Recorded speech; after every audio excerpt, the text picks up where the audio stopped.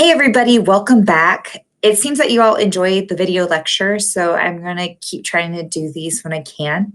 And so for this week, we're going to be learning about adolescence, and specifically with adolescence, we're going to talk about physical development. This is actually going to be one of the most straightforward chapters, so this week will be a little bit of an easier week, I think, because you just have your reading. You have this video lecture, which won't be as long as the last one, because in the last unit, they basically smushed enough information that could be in 2 chapters into one. And so you'll have that, and then a couple readings that I'll have you do to help scaffold your learning with this unit. So let's get started. So this week, we're going to have some different unit learning objectives to help guide you as we move through this unit.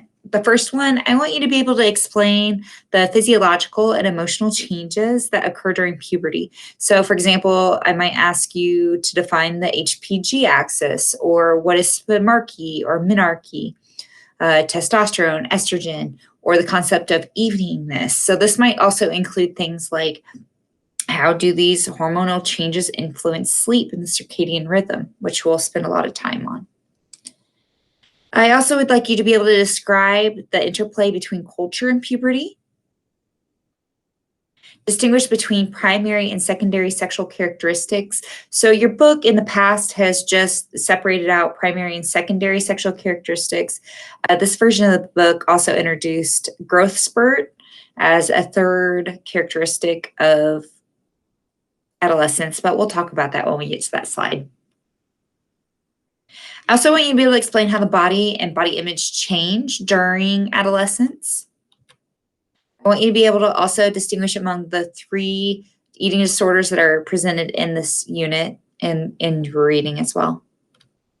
I want you to be able to explain how growth is different in adolescence than in utero in the first 2 years of development. So this is one of the first times that we see a deviation from those 3 principles of growth that we've been learning throughout the semester so far. All right, so puberty. Puberty basically is your body being able to sexually reproduce. And so it's really interesting because many cultures would signify this change, as particularly in women, with different types of rituals and things like this.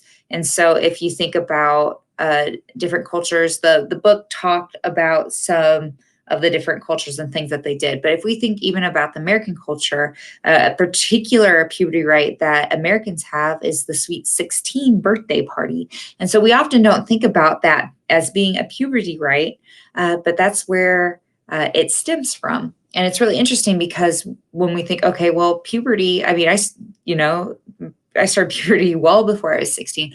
Well, something that we look into with this is that there's actually a secular trend in puberty. So in many cultures, puberty actually didn't happen until later teenage years. So thinking 18 or 19 years old. And so as a society has developed, we've seen the age of puberty actually plummet down in comparison to what it used to be. And so there are people who have that go through puberty as early as age 9 and 10. And so in the reading, your author actually touched on this a little bit, where she's like, are these people ready for adulthood? No. In societies, we actually didn't have our puberty, or, we didn't go through puberty as such an early age. And so one of the things that it talks about, and I guess I could save this for a different slide, is that one of the things that helps trigger puberty includes leptin, which is related to fat content and things like that. And so many times we see that puberty, or we believe that puberty is triggered by an increase in body weight, but what triggers that body weight increase and things like that. So it's all very intricate and interesting. There's a whole bunch of details on this in your reading for this week. So when we talk about puberty for women, or they go through menarche, and menarche is basically the first menstrual cycle. And so when they go through that, that's a lot more obvious than what males go through, which is spermarchy, because when there is a menstrual cycle, things need to be done in order to prevent issues. And so with spermarchy, a lot of times this just I think our author says it's a hidden event.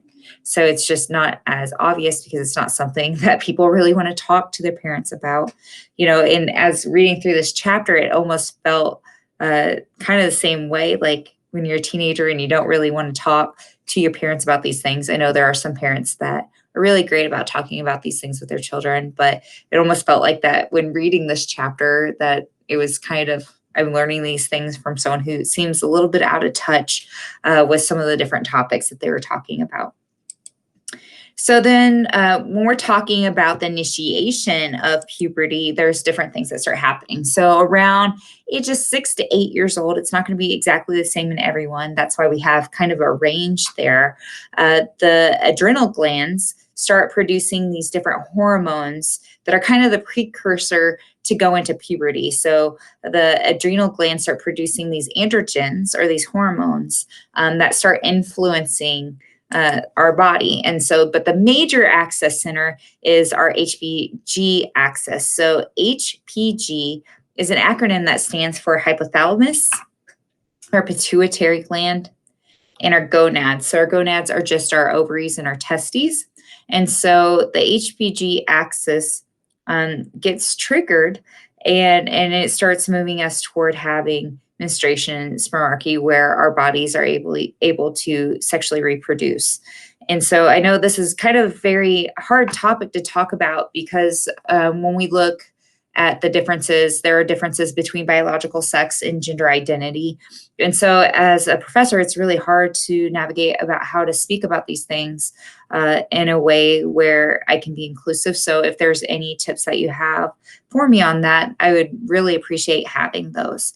But when we look at this, we also got to remember that there's more than two biological sexes, that we have male, female, and intersex, and that is completely different from gender identity. And so I just want to make that distinction here while we move through this unit as well. So if people are intersex, that means often that they have characteristics of both what our society deem as male and female. And so with this, a lot of times people who are intersex actually don't know they're intersex until they have issues trying to reproduce. And sometimes people never know, and people don't find out until there's an autopsy on their body after they've passed away, that they find out that they were intersex. And this is really hard within our society, because our society is not set up medically to allow people to be identified at birth or assigned a sex of intersex at birth, which is unfortunate. And the medical field has a really tainted and scary history of what they've done to some children who are intersex. So they have mutilated the genitals of many children because they wanted them to be able to pass as male or female within a society that's really obsessed with having things binary and having things that are really set in stone, and not seeing that there's often a spectrum of different things out there. So this is a growth edge for me. The more that I learn about it, the more I'm amazed that I wasn't taught in biology class or anatomy and physiology classes that I've taken, or even health class, because there's so many things that go in to biological sex. So I just think that's super interesting. At least it is for me as I kind of learn more about it. So we also have some physical characteristics. The book talks about primary sexual characteristics, secondary sexual characteristics, and the growth spurt. So in previous editions of this book, our textbook actually put growth spurt in underneath one of these other umbrellas. So this is the first time that this author has actually pulled that out from these other sexual characteristics. So if we go and define primary sexual characteristics, these are the characteristics that are directly involved with sexual reproduction. Okay, so this would be, your ovaries or vagina or penis, and the changes that you see in puberty to these different body parts that are directly involved with sexual reproduction. And then with secondary sexual characteristics, these are things that kind of happen in puberty or go along with puberty, but are not directly involved with sexual reproduction. So this would be the development of breast, or this would be the development of or widening of hips, or the development of facial hair or underarm hair, the things that kind of go along with puberty, but they don't really have anything to do with making a baby. So the third area, growth spurt, this is just where individuals grow to the height that they're going to be as an adult. So in previous editions of this book, growth spurt actually fell underneath secondary sexual characteristics. But I think because it's such a dynamic change in many people where they have substantial amounts of growth, I think she wanted to separate this out from those characteristics so that it could get some more attention in some ways, since it's such a dynamic process. So we also got to talk about nutrition. So many adolescents actually don't consume enough nutrients. And we see that when people menstruate, it actually can deplete the iron in intake for the individual. And from ages 10 to 20, this is actually when you see half of adult bone mass acquired. And so it's really important because as people acquire bone mass at some point, especially in women bodies, when you reach menopause and there's some shifts in hormones, women bodies become more susceptible to issues like osteoporosis. This is also something that actually ties into eating disorders. So sometimes when somebody struggles with anorexia and they stop eating, they'll go through a phase where their periods completely stop. And when this happens, it messes with bone mass. And so if you have a eating disorder, or you know that somebody with an eating disorder, it's really important that they get their bone density checked. And that actually can happen here at UCM. So at UCM, they have a DEXA scan, and that actually can check your bone density over in the Student Rec Center. I don't know when they'll open those up again, because I'm guessing they're not doing that right now during COVID, but I could be wrong.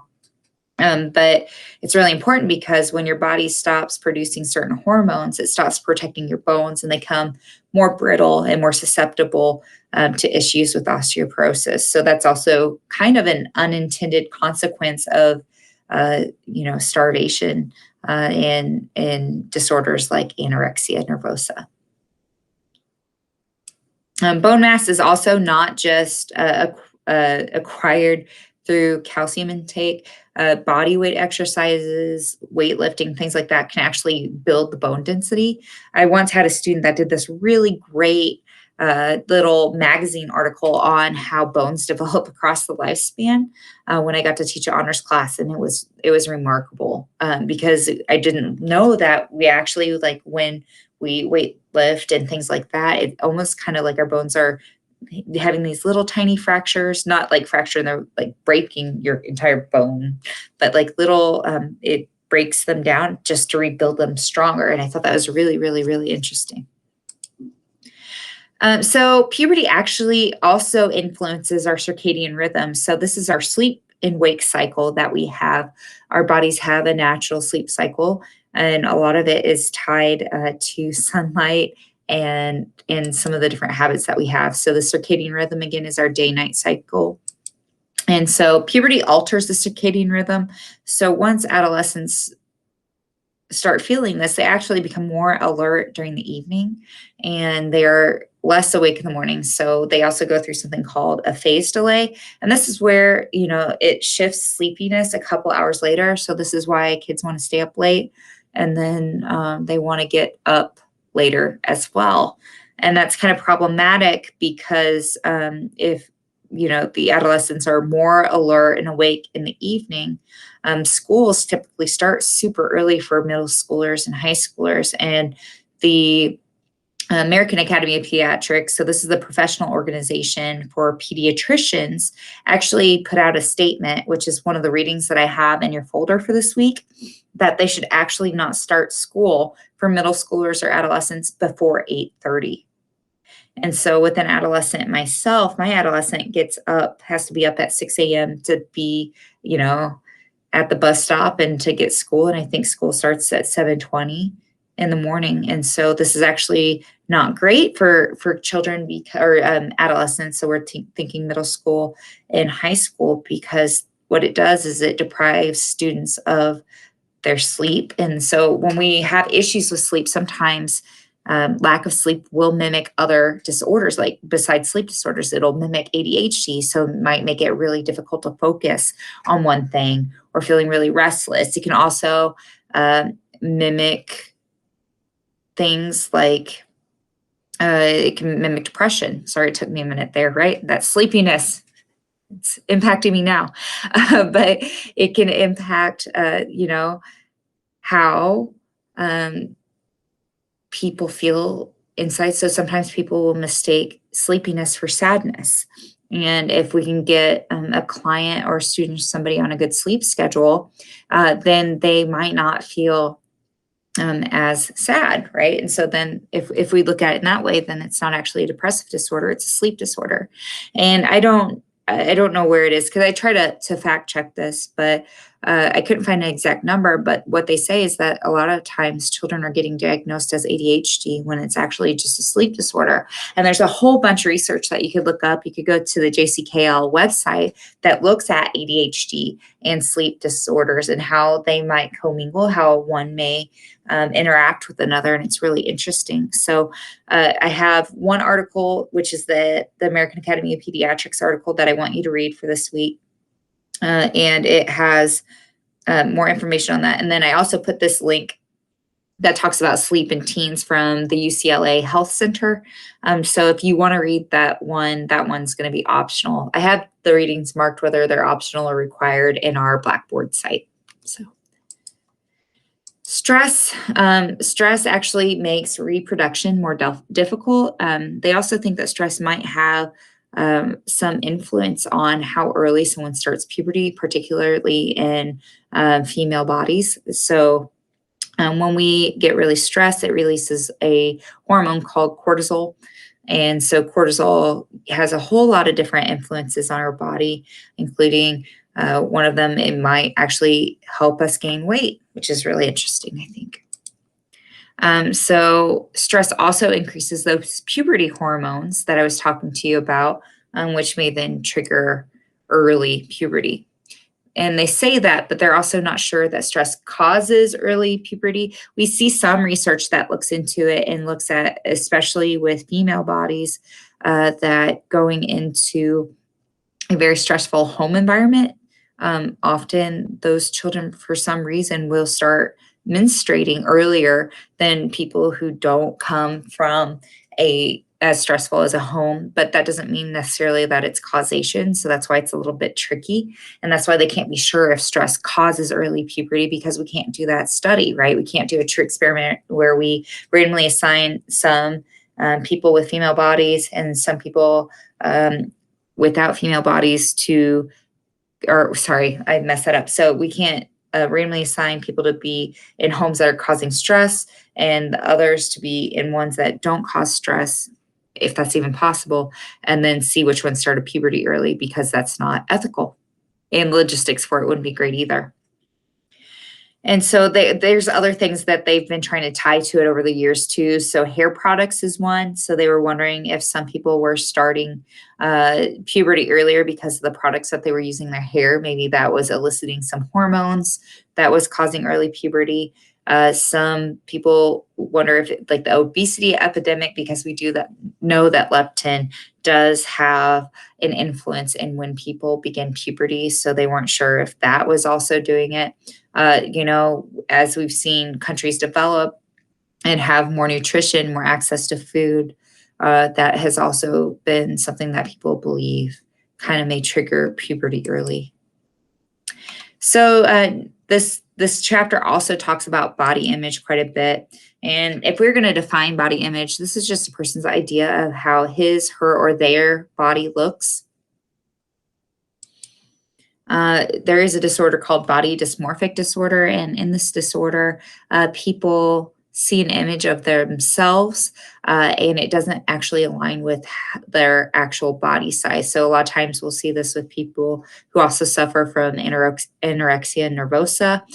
So they'll be almost really deathly skinny, and when they look in the mirror, look in pictures, they see someone who is very large. And it's really interesting because a lot of these disorders actually don't have anything to do with size or body at all. A lot of times it deals a lot more with some other underlying uh, psychopathology type issues. And the book went over this a little bit, where it's talking about how some studies are showing that if there's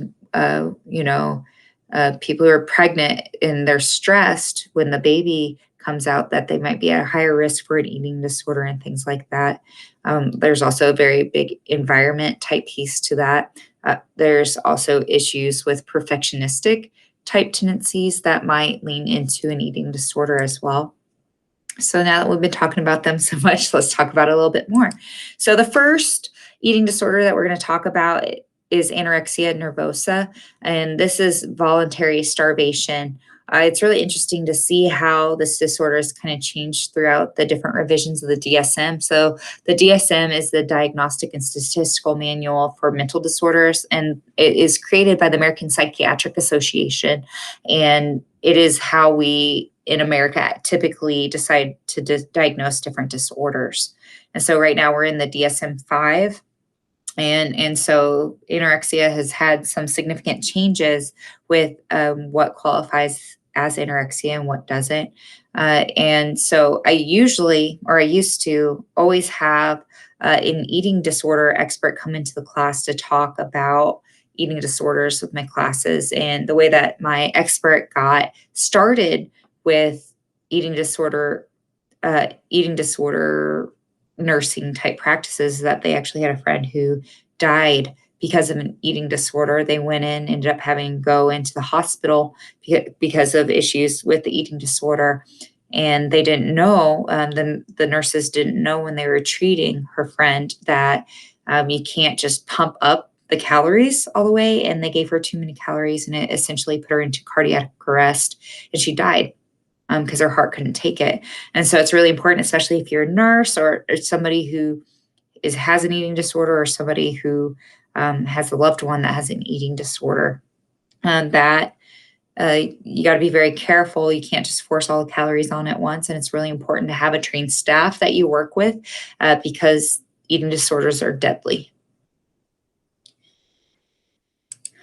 So, some things are like BMI is lower than 18, loses more than 10% of weight in 1 month. Then we also have bulimia nervosa. This is compulsive overeating and then purging that food. And so it's really interesting because with this disorder, a lot of times it's not characterized by any weight loss. If anything, the weight stays the same or increases. But then there's a lot of really negative things that come out of this, like wearing down of the tooth enamel because of all the acidity from the vomit from purging will wear away the enamel in the teeth. Some people, it would also can put holes into people's throats if they purge too many times. And so that can be really problematic because especially, I had a friend who was a singer who struggled with bulimia nervosa when I was younger, and they were afraid she was never going to be able to sing again because she had ruined her throat from throwing up. So some criteria for that is usually, throwing up or purging once a week for 3 months, or uncontrollable eating. And then a relatively new eating disorder is binge eating disorder, or the acronym BED. And this is basically uncontrolled eating. And so this is like bulimia nervosa, but without the purging or the vomiting. And so all three of these have different health risks that are associated with them.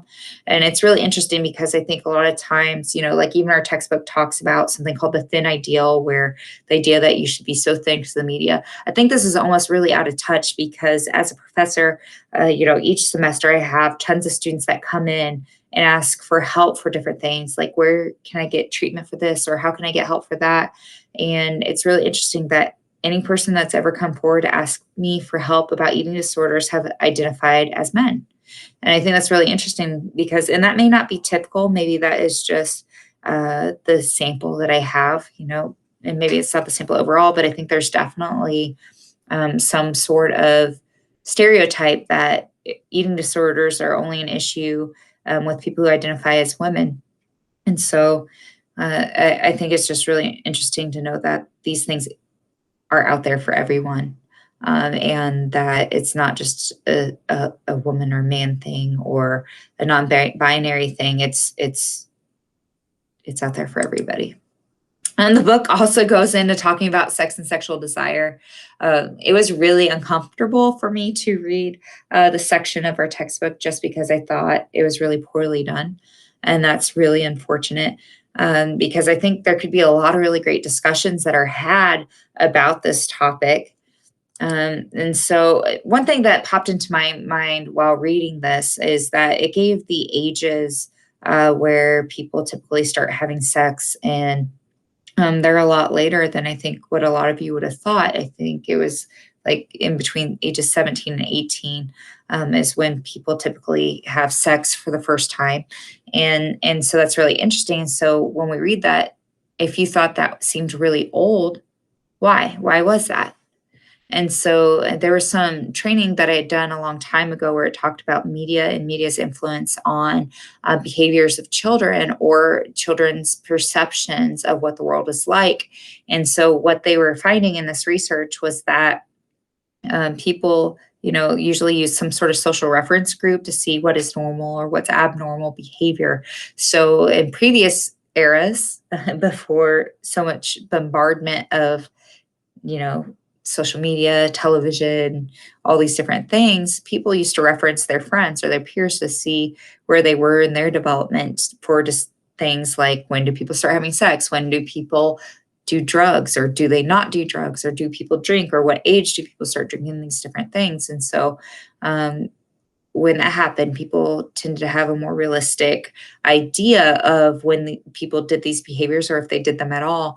And then as people have been watching television, things like this, what they've done is use television as their social reference group instead.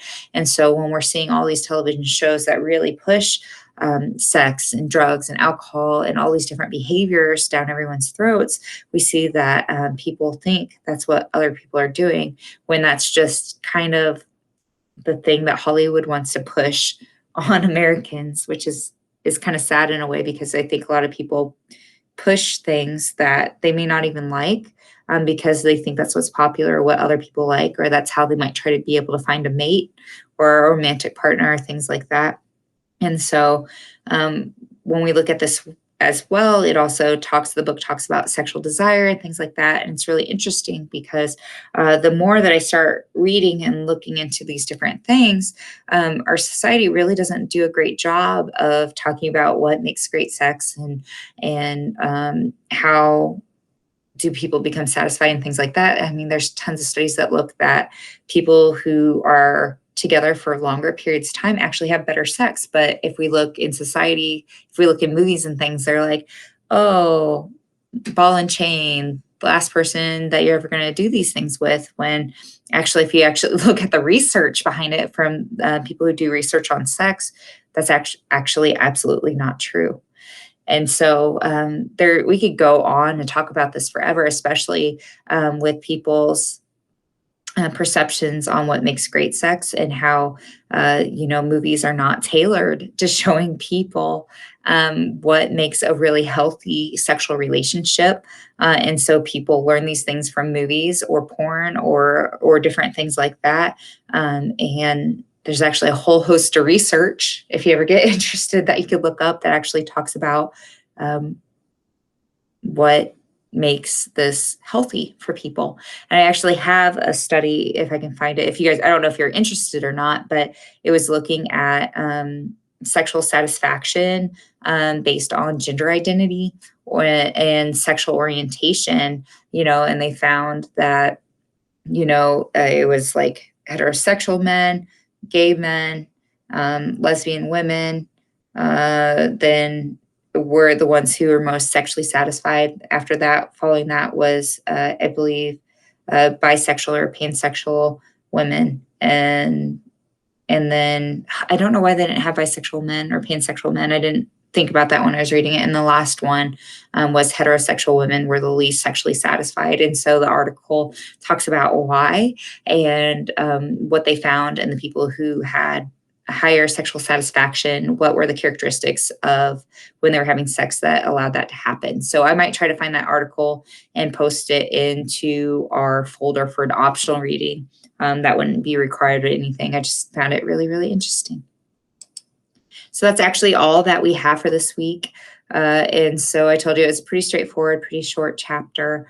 Hopefully you got something out of this lecture, and make sure that if you haven't read your book already, hopefully you did, because what I'd like you to do is to read it first and then go through these lectures to help you kind of digest some of the information that you already read, maybe practice some of it. And then make sure that you do those required readings in our Blackboard site, because the required readings are fair game for any exam.